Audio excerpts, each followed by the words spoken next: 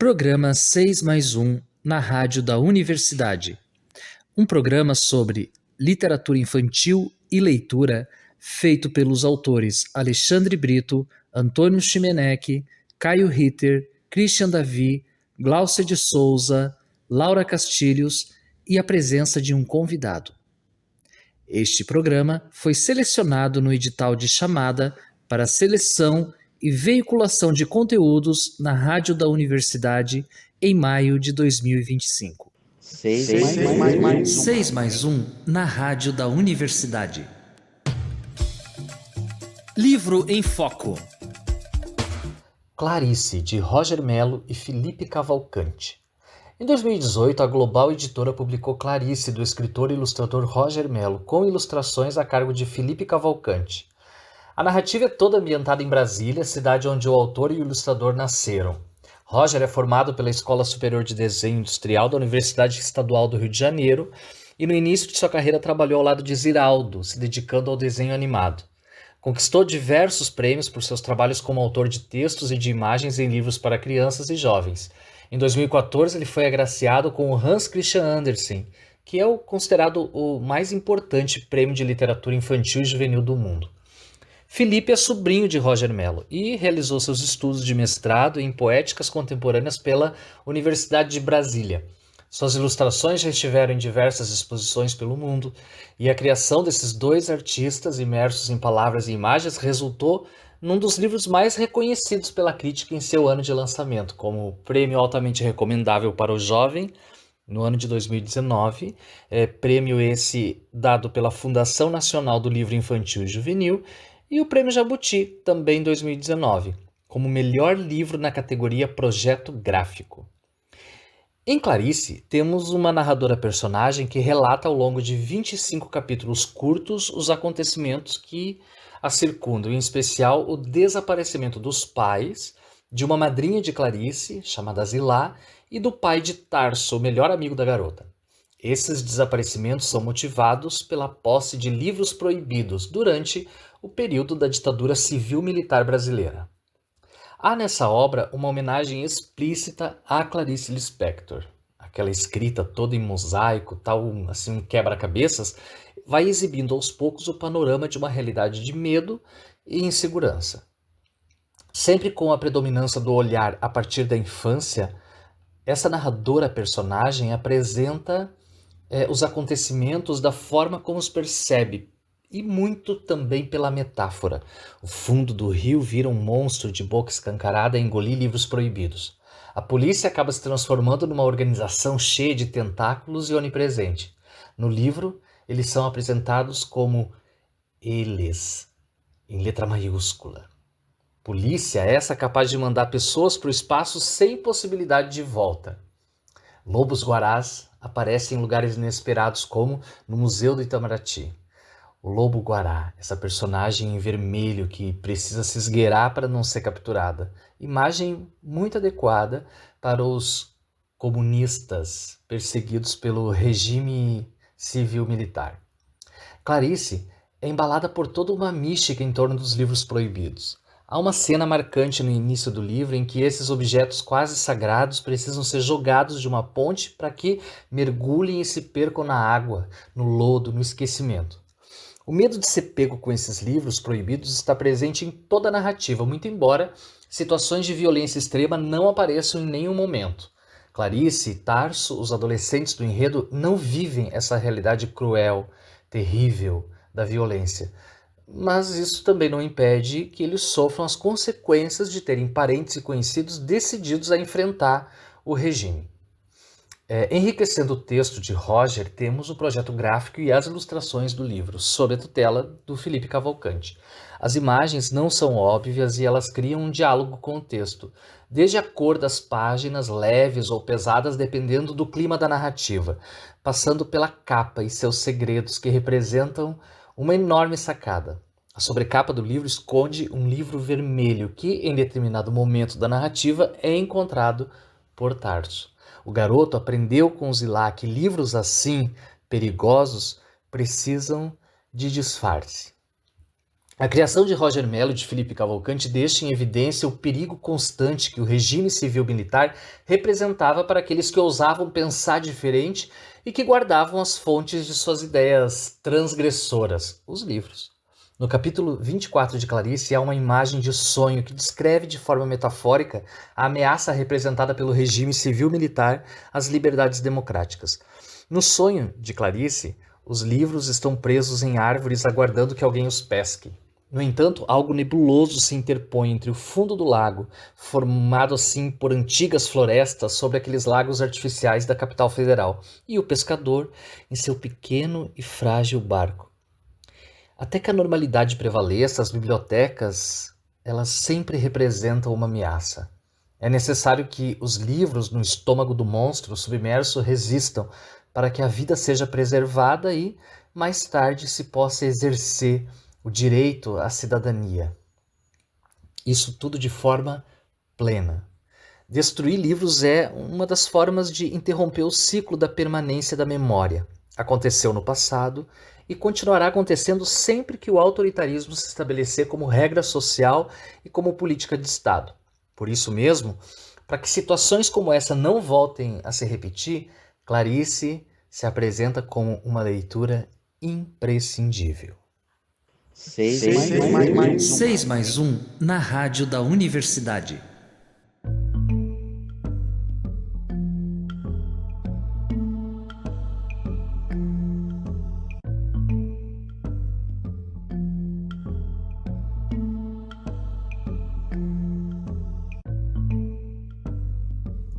Programa 6 mais um na rádio da universidade. Um programa sobre literatura infantil e leitura feito pelos autores Alexandre Brito, Antônio Chimenec, Caio Ritter, Christian Davi, Glaucia de Souza, Laura Castilhos e a presença de um convidado. Este programa foi selecionado no edital de chamada para seleção e veiculação de conteúdos na rádio da universidade em maio de 2025. Se você quiser conhecer um pouco mais do nosso trabalho ou entrar em contato conosco, acesse nosso perfil no Instagram, 6.mais1. No meu tempo era assim. No meu tempo era assim de hoje, Alexandre Brito nos conta como surgiu o seu amor pelas palavras.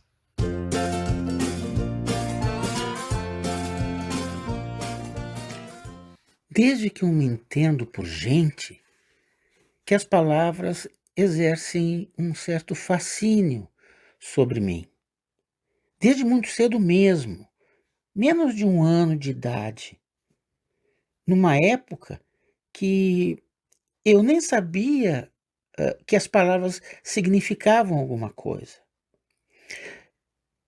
Quando a minha família se reunia, e eu tenho uma família grande, era uma festa de conversa para lá, conversa para cá, vó conversando com tia, primo conversando com pai, e era uma algaravia maravilhosa. Eu via saindo da boca das pessoas que iam falando, iam conversando, uma espécie de música que me encantava. Até que aos pouquinhos eu fui me dando conta que aqueles sons todos que as pessoas diziam, que as pessoas falavam, queria dizer alguma coisa. E quando eu me dei conta disso, eu comecei a perguntar o que as coisas, que nome as coisas tinham. Porque eu não sabia falar ainda direito, né? Eu não falava muito mais do que xixi, cocô, mamãe, papai, né? O meu vocabulário era muito pequeno, mas eu tinha dois dedinhos que sabiam perguntar. Então eu apontava para alguma coisa e logo o meu pai, um primo mais velho, né, uma tia, um tio, vinham e diziam o que nome que tinha aquela coisa. Eu apontava assim no chão e logo vinha: "Ah, isso é uma formiga". Eu apontava meu dedinho para cima e: "Ah, isso é uma árvore". Eu apontava meu dedinho: "Ah, isso é uma nuvem". E aí, aos pouquinhos, eu fui descobrindo o nome das coisas. E o mais interessante é que eu comecei a me dar conta que tinham palavras que eram muito deliciosas de ouvir, né, palavras sonoras: crepúsculo, anêmona, enigma, crisântemo. É, e tinha outras que falavam de sensações, né, tranquilidade, contentamento, felicidade, alegria, né. E algumas palavras, que eram palavras, assim, que tinham uma imagem, falava de uma imagem forte, né. Águia, montanha, esfinge. E aí eu fui colecionando palavras, né, e descobri também palavras que são ideias: liberdade, né, amizade. E aí eu fui colecionando palavras, e aí quando eu já estava um pouco mais crescidinho, né, eu estava indo para o colégio, quando eu estava já, assim, na semana que eu ia para minha primeira aula, no primeiro ano do primário, o pai me trouxe um presente. E aí ele chegou com um presente, assim, escondido atrás nas costas, né, disse: "Alexandre, eu trouxe um presente para ti". Aí eu fiquei assim, né, querendo saber que presente que era esse, né. "Esse é um livro que tu vai começar a ler agora, que tu tem 6 para 7 anos de idade, e tu não vai parar de ler ele nunca. É um livro que nunca termina". Aí eu fiquei cheio de curiosidade, né. Aí ele virou para mim e me deu o presente. Sabe que livro que o pai me deu de presente, antes de eu ir para o meu primeiro dia de aula? Um dicionário. E é verdade, porque até hoje, eu continuo pesquisando, consultando o dicionário, é um livro que nunca acaba, nunca termina, de tantas e tantas e tantas palavras que contém. Então essa história de como eu me encantei com o mundo das palavras, e de tão encantado que eu me tornei, eu eu virei poeta, escritor, né. O poeta, o escritor é uma pessoa que ama as palavras e trabalha com as palavras. A ferramenta de trabalho do escritor é a palavra. E essa é a minha história de como eu me apaixonei pelo mundo das palavras. 6 mais 6 mais um na rádio da universidade. 6 mais um.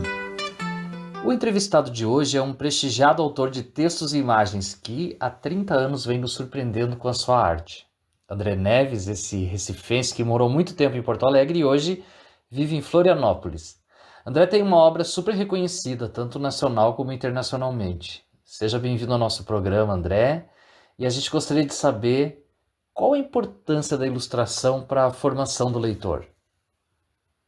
Olá, ouvintes. Eu sou o André Neves, escritor e ilustrador de livros para a infância. Estou muito feliz de estar em companhia dessa turma do 6 mais 1 para falar sobre literatura, sobre livros, sobre essas linguagens que encontramos nesse objeto que amamos. Então, para mim é um prazer. A imagem está na vida como as palavras, elas precisam ser lidas. Então, no valor literário, ela tem a mesma importância. Ela dialoga com o nosso imaginário e abre o nosso pensamento para infinitas possibilidades. Então, eu acredito que para a formação do leitor é a mesma coisa. O que acontece é que a imagem hoje ela precisa ser é, desmistificada no sentido de ser aprendida, aprendida como todas as formas que a linguagem verbal já tem, de todos os exercícios, de todas as possibilidades de estudo para se ampliar o pensamento da leitura de palavras. A imagem precisa também disso. E é por isso que vários estudos que estão sendo desenvolvidos, várias formas de ver e entender o livro com ilustrações é importante. André, na tua opinião, o que precisa ter um bom livro de literatura infantil? Hoje eu acredito que a coisa mais importante que precisa ter no livro infantil é um bom mediador. A gente precisa realmente de pessoas que entendam o livro como leitura e que já que trata-se de livros que são consumidos ao primeiro olhar por crianças, precisamos cada vez mais de bons mediadores para livros. Livros ilustrados, livros que servem para esse leitor menor. Na verdade, eu digo um leitor menor pelo destino, mas são livros para todas as idades. Em diversas falas, escutei você dizer que faz livros para as infâncias. O que isso significa? Tradicionalmente, o entendimento sobre o livro que chamam de infantil, sempre me pareceu algo para o leitor menor, o leitor criança mesmo. E eu identifico a minha literatura ou aquilo que eu gosto de ler como livros que servem para todas as idades, para a infância de todos os leitores. Nós encontramos dentro do livro hoje, do livro publicado no Brasil, que é destinado a crianças, coisas que são importantes para a leitura, para a formação humana em qualquer idade. São esses livros que eu faço, são esses livros que eu gosto de consumir e são esses livros que eu identifico como livros para a infância de todos os leitores. André, eu sou suspeito de falar, pois amo e coleciono a tua obra e já acompanhei a construção de alguns trabalhos teus. Mas conta para os nossos ouvintes, como é o teu processo de criação? Quem nasce primeiro, texto ou imagem? Isso é algo muito particular, isso depende de cada história, de cada criação. O livro já se constituiu de várias formas, ou pela palavra, ou pela imagem, e cada vez mais é um pensamento unido. Eu vou lidando com a palavra e com a imagem ao mesmo tempo, e eu acredito que os meus livros eles só estão prontos realmente na hora que vai entrar na gráfica, naquele momento em que eu não posso mais voltar atrás em qualquer possibilidade para mexer. Então, a minha criação ela pode partir de qualquer lugar. Agora eu gostaria que tu nos contasse quais são os escritores e ilustradores que são referência para a tua criação. Essa pergunta é tão importante porque eu fiz a minha formação com o livro brasileiro. Então eu sempre falo que todos os escritores e todos os ilustradores que me antecedem foram aqueles que contribuíram para a minha formação, desde o Ziraldo, que é o ilustrador que lembramos sempre de memória dos seus livros com tanta com tanto saudosismo, né, já que ele partiu há pouco tempo, quanto outros ilustradores, que vai do Roger Mello, Ivan Zig, Graça Lima, Rui de Oliveira, Cissa Fittipaldi, Ângela Lago, maravilhosa, Eva Furnari. Então são todos esses profissionais que me antecedem, que fazem parte da minha formação. Assim também como os escritores que, com o passar dos anos, eu passei a lê-los com mais atenção, com um olhar mais de formação, como Bartolomeu, como Lígia Bojunga, como enfim, como tantos outros que fazem parte da história da literatura brasileira. É muito fácil perceber isso, só é pegar 1995, que é o ano que eu comecei, e ver quem já estava no mercado anteriormente, que são essas pessoas que me ajudaram a entender o livro, o livro como leitura, o livro como processo criativo. André, o Coletivo 6+1 agradece imensamente pela entrevista. E quem quiser seguir o André nas redes sociais, é possível encontrá-lo no Instagram, no @neves.ilustra. Ele também tem um site, onde inclusive há livros originais disponíveis para aquisição, em nevesandré.com.br, e várias informações e curiosidades sobre a sua obra você encontra em aobradeandreneves.blogspot.com.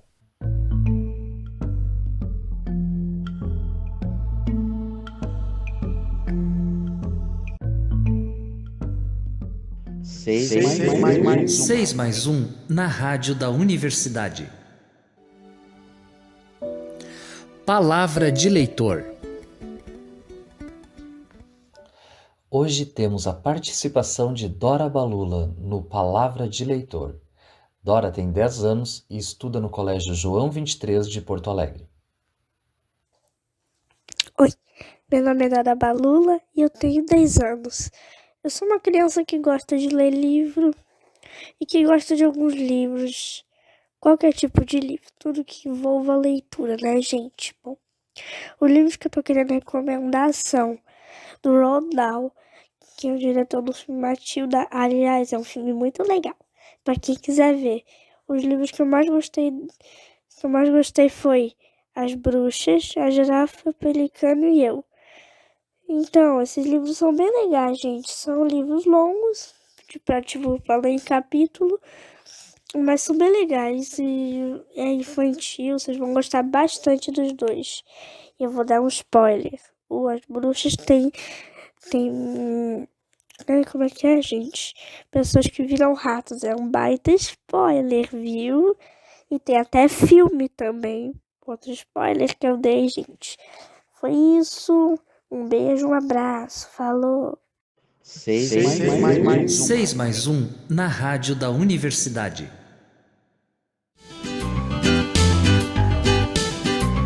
Ouvindo versos e histórias. No Ouvindo Versos e Histórias de hoje, teremos alguns poemas do livro Poesia em 4 Tempos, de Marina Colasanti, publicado pela editora Global. Passado e colher de pau. Ameixas fervem no açúcar, geleia cor de sangue que borbulha, deitando um cheiro rubro pela casa. Eu remexo a panela sobre o fogo, mas no redemoinho que se abre, não é o ponto que busco. É o sabor primeiro da palavra ameixa, aquele que me beijava a língua e me dizia: o verão chegou. Na tumba da senhora Dai. Na tumba de Dai, chinesa aristocrata, de antiga dinastia, foram desenterradas 2 estátuas de contadores de histórias e também seus tambores.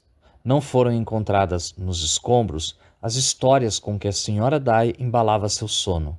As palavras tão mais leves que a argila ninguém aprisionou. Silenciosos, os tambores ecoam na eternidade.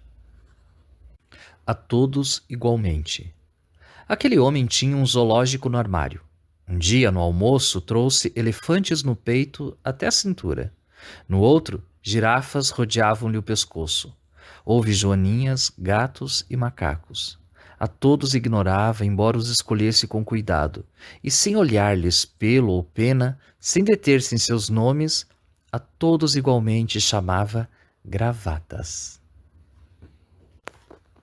Cena de shopping. Irmãos de raça, como os tubarões, noturna metálica pele, focinho adiantado e silêncio, os carros deslizam vorazes, a cata de vagas, no aquário cinzento do estacionamento. Ou apenas. Às vezes, como as ovelhas, vou de cabeça baixa pelos pastos, procurando entre gramas uma esmeralda, um ovo ou apenas uma ideia.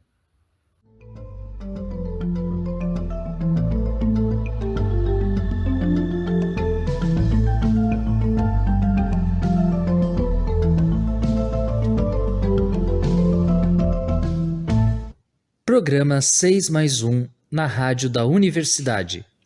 Um programa sobre literatura infantil e leitura feito pelos autores Alexandre Brito, Antônio Chimenec, Caio Ritter, Christian Davi, Glaucia de Souza, Laura Castilhos e a presença de um convidado. Este programa foi selecionado no edital de chamada para seleção e veiculação de conteúdos na Rádio da Universidade em maio de 2025. Se você quiser conhecer um pouco mais do nosso trabalho ou entrar em contato conosco, acesse nosso perfil no Instagram 6.mais1. 6+1 na Rádio da Universidade. Poemas cantados.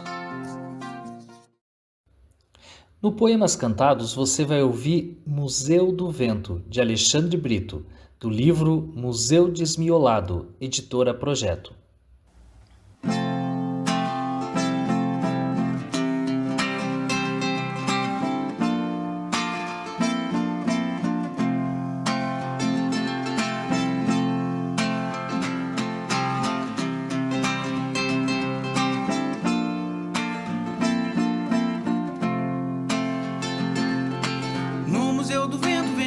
Vem de todo lado, não tem como não ficar descabelado. Surge onde ninguém vê, mas vou ter que te dizer, fugir do vento, não tem como, não tem jeito. Vento leste, vento sul, que vem do vasto mar azul, vento que venta assim é uma peste. E vem de cima, vem de baixo, no varejo, no atacado, faz o santo e são ficarem pasmos. Vento que entope a esquina e vai da brisa, ventania e levanta a saia da menina.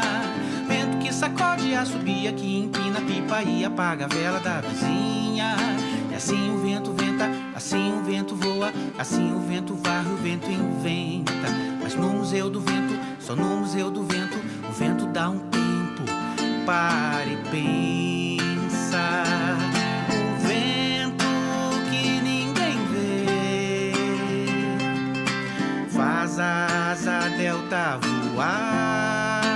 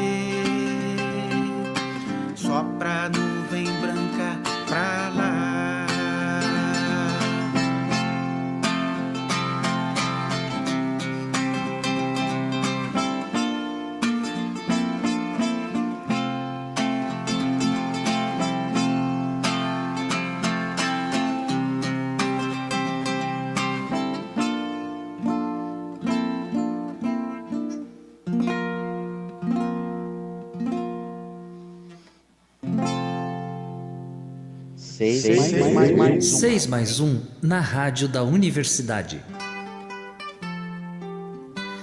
Programa 6+1 na Rádio da Universidade. Teve a produção do coletivo 6+1. Apresentação de Antônio Chimenec e técnica de Jorge Fox.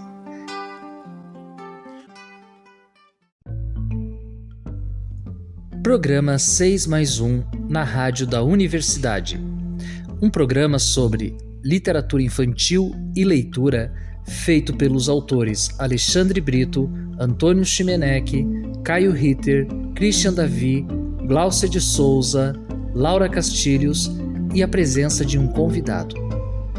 Este programa foi selecionado no edital de chamada para seleção e veiculação de conteúdos na Rádio da Universidade em maio de 2025.